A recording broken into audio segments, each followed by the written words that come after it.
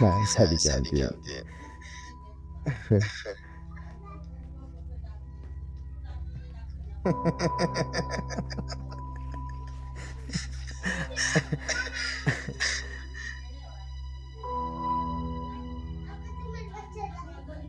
Kuna kitu msikielewi.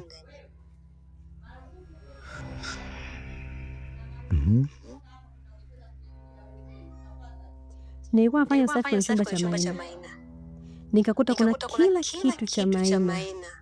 Yaani kuanzia nguo, viatu na simu yake pia hapa. Lakini imezimwa. Sasa inawezekanaje mtu awe amesafiri alafu awe ameacha vitu vyake vyote? Mke wangu,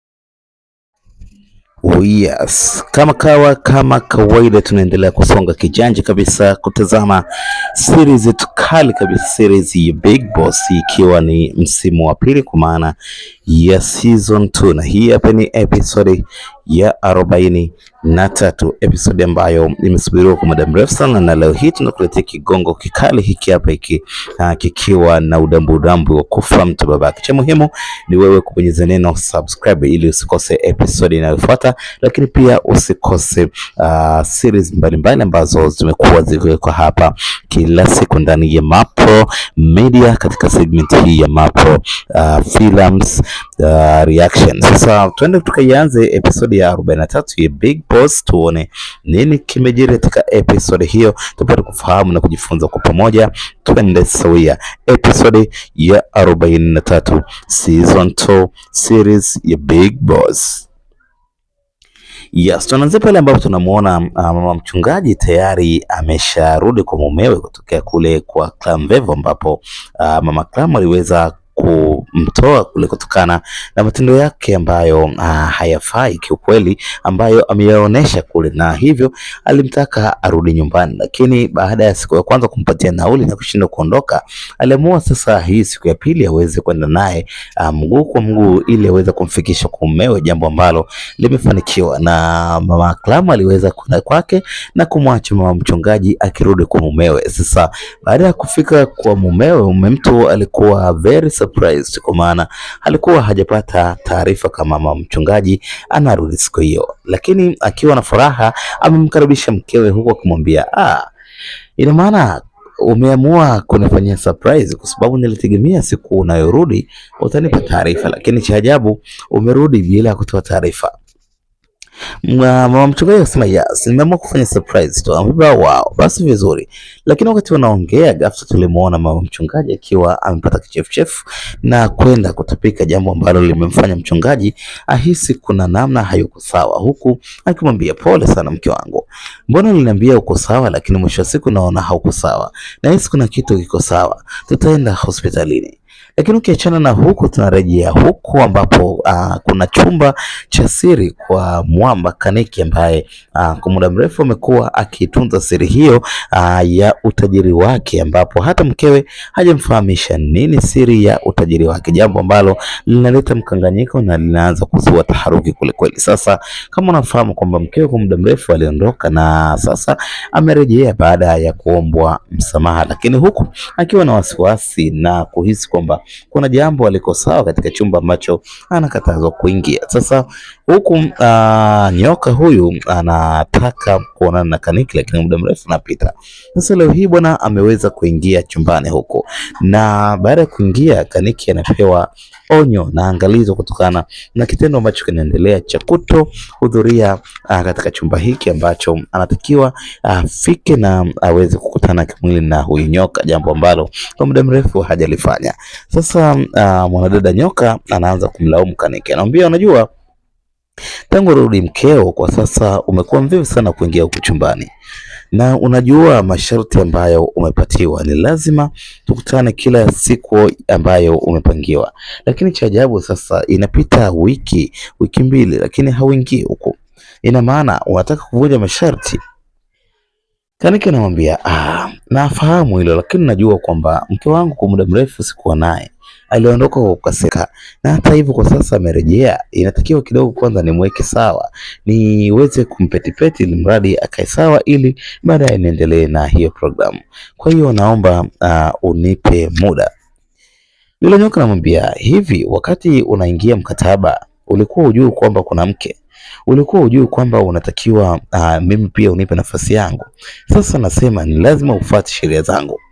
Baada ya kuongea hiyo, Kaniki amepanic kweli kweli na kumbe kwamba utanifanya nini? Hebu nenda zako bwana. Mimi nilishakwambia univumilie, lakini unakuwa unataka kunipanda kichwani. Sasa utajua mwenyewe. Najua hauna la kulifanya. Kisha ananyanyuka na kutaka kuelekea katika kitasa cha mlango ili aweze kutoka chumbani humo, huku bidada nyoka akiwa anamsindikizia na jumbe nzito ambazo anamwambia sawa sawa, naona sasa unajifanya mjanja. Sawa, nenda, tutakutana tu. Najua kuna kitu nakitafuta, usije ukanilaumu. Nitaenda kumfanya mkeo kitu ambacho nimewafanya mama yako na dada yako. Wewe subiri uone.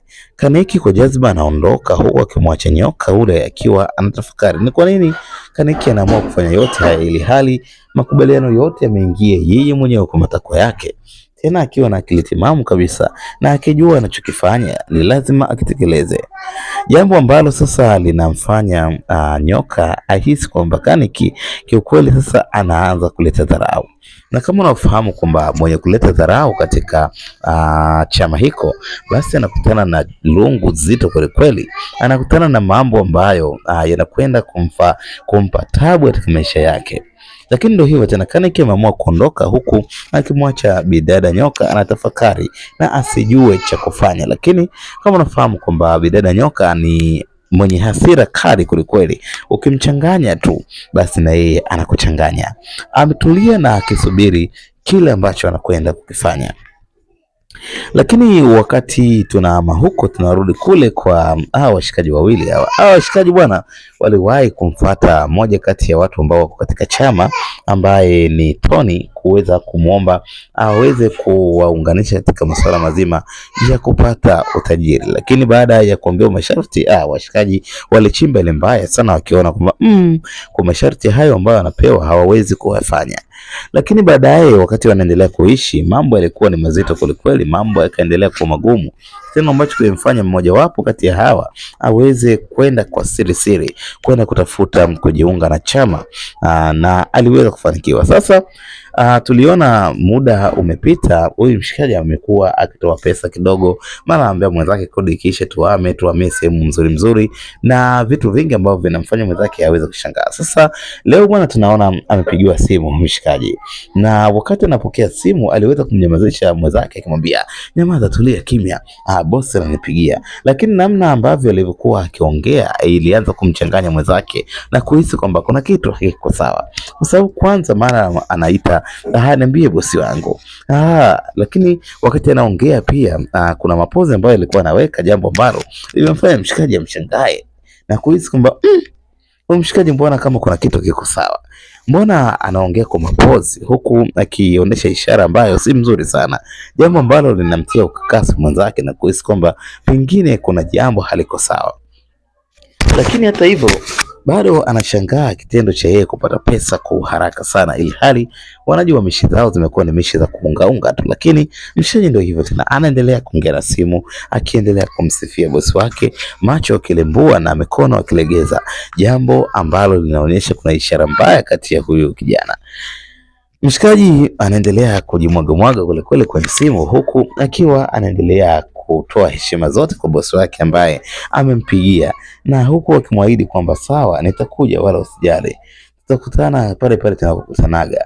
Jambo linalotia ukakasi kweli kweli, kwa sababu unafahamu kwamba wanaume wakiongea inakuwa kuna toni fulani ambazo zinatumika zinazoashiria kwamba washikaji wanaongea kirafiki, na toni zingine hizi zinamaanisha kwamba kuna mmoja hayuko sawa. Kwa hiyo kwa namna ambavyo amekuwa akiongea, mshikaji imemtia ukakasi na anaanza kupagawa na kuhisi kwamba huyu mshikaji huyu kuna namna hapa, kuna jambo linaendelea. Inatakiwa nifanye uchunguzi kweli kweli kumuona huyu mshikaji kama bado yuko sawa ama pengine amesha left group, kwa sababu namna anavyoongea, namna ambavyo anawasiliana na huyu mtu mwingine inaonyesha kuna ishara ya mambo ambayo si mazuri yanaendelea kati ya hawa watu wawili. Maongezi ndio yameendelea kati ya huyu kijana na huyu bosi wake ambaye amempigia simu, huku akiendelea kuongea kwa mapozi yote na ishara ambazo haziko sawia kweli, na muda umepita mrefu na baadaye akasema sawa, anakuja na kuondoka. Lakini tukiama huko, tukirudi kwa Kaniki bwana, kuna ndoto sasa imemjia. Unaona hapa nilichokuwekea hiki inaonyesha ni ugiza ama chumba ambacho kimebadilika rangi kabisa. Mwanga wote umepotea na sasa kuna giza zito. Katika giza hilo linamuonesha mwanadada ambaye ni nyoka ameweza kutoa macho kweli, huku ukiwa na ishara ya kama radi hivi ama mwanga ambao unamulika katika chumba hiki chenye giza zito. Na baadaye tunamuona mwanadada cha usiku ama tunapenda kumuita Sikitu akiwa ndani ya chumba hiki ambacho alikatazwa na mumewe kuingia, na inaonekana ameingia. Sasa huyu binti nyoka anamwambia, wewe ndo mkewe na wewe ndo Sikitu nilikuwa nakusubiri kwa hamu sana. Sasa nafikiri umeingia katika 18 na kisha nataka kumfuata na kummeza, lakini wakati huo ghafla inaonekana Sikitu amepiga kelele na jambo ambalo linamuinua sasa Matula, jambo ambalo linamuinua Kaniki na kuhema, huku akiona kumbe ni ndoto. Akiangalia pembeni anamkuta mkewe akiwa amelala, lakini mke mtu anastuka kulingana na ile kelele ambazo amezipiga Kaniki, jambo ambalo linamstua sana mkewe. Na Kaniki sasa anaona hii ishara, hii ni ishara mbaya. Mkewe Kaniki ambaye ni Sikitu anainuka na kuanza kumuuliza mumewe, vipi, mbona unapiga kelele saa hizi usiku tumelala, ni nini kimekustua? Kaniki anamwangalia mkewe kwa huruma, huku akiwa anawaza kwamba kilichotokea katika ndoto kitakwenda kutimia kweli ama la. Ni nini akifanya sasa ili kuweza kuiondoa hatari hiyo ambayo inamnyemelea, jambo ambalo linamtia ukakasi kweli. Lakini tukirudi huku kwa upande wa kina Matula, ndo hivyo tena. Mwanadada alikuwa akijimwaya na akiulizwa hapa nje ya mlango wa kutokea. Wakati huo hawafahamu kama Matula yuko kwa ndani akiwa anasogelea mlango huo ili aweze kutoka kwenda kazini. Lakini mwanadada akimlazimisha Kiulizo aweze kubaki hapo kwa sababu atampa tabu sana akiondoka. Kiulizo anamwambia, sawa, nafikiri unataka uniue wewe. Kwa kuwa umesema, mimi nafikiri nitapinga vipi? Sawa, nimekubali, nitabaki hapa. Nikifa haya, acha tunife kwa ajili yako. Lakini kama nilivyokuambia kwamba huyu mumeo nahisi kuna kitu anakihisi. Lakini ndio hivyo tena, wakati wanaongea mshikaji yuko nyuma ya mlango. Sasa wameongea kumaliza na hatimaye wanaagana ili Kiulizo aweze kurudi ndani na mwanadada aweze kuendelea na majukumu mengine ambayo anataka kuendelea nayo hapo nje ya hiyo nyumba. Lakini ghafla wakati Kiulizo sasa ameufikia mlango na ile anafungua tu, macho kwa macho anakutana na Matula akiwa nyuma ya mlango huo, jambo ambalo linampa ukakasi na kuhisi kwamba Matula amesikia kila kitu. Unahisi nini kinakwenda kutokea baada ya Matula kuwasikia kwa masikio yake wakiongea kwamba ujauzito ule kumbe sio wake na mwenye ujauzito huo ni Kiulizo? Tuendelee kuwa pamoja. Subiri episodi ya 44, itakuja na majibu ya kina ya nini kinakwenda kutokea kati ya Matula na Kiulizo, lakini pia nini kinakwenda kutokea kule kwa upande wa Sikitu na mumewe Kaniki. Tukutane katika next episode. Subscribe, like na kushare video zetu. Asante. na kwa heri.